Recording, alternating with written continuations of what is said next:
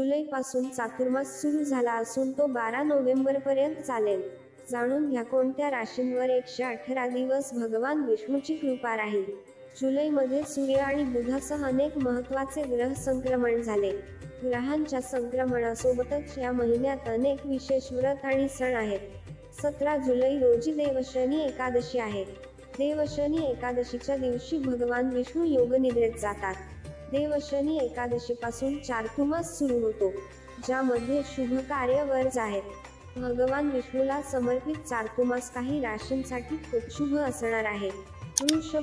वृषभ राशीच्या लोकांसाठी 4 महिने खूप शुभ असणार आहेत. या काळात तुम्हाला सर्व त्रासांपासून आराम मिळेल. अविवाहित लोकांसाठी विवाहाचे प्रस्ताव येऊ शकतात. नोकरी व्यवसायात प्रगती होईल. आर्थिक लाभ होण्याची शक्यता आहे. मिथुन राशीच्या लोकांना उत्पन्नाचे नवीन स्रोत मिळतील. आर्थिक सुबत्ता येईल. कुटुंबात आनंदाचे वातावरण राहील. स्पर्धा परीक्षांची तयारी करणाऱ्या लोकांसाठी हा काळ चांगला आहे. आरामदायी जीवन मिळेल. कर्क राशीच्या लोकांसाठी चातुर्मासचा काळ शुभ राहणार आहे. तुमचे प्रलंबित काम पूर्ण होऊ शकते, पण वाढू शकते. धनसंचय करण्यात यश मिळेल. आरोग्य चांगले राहील. करिअरमध्येही ते अनुकूल राहील. कुंभ राशीच्या लोकांना या काळात व्यावसायिक जीवनात प्रगती होऊ शकते.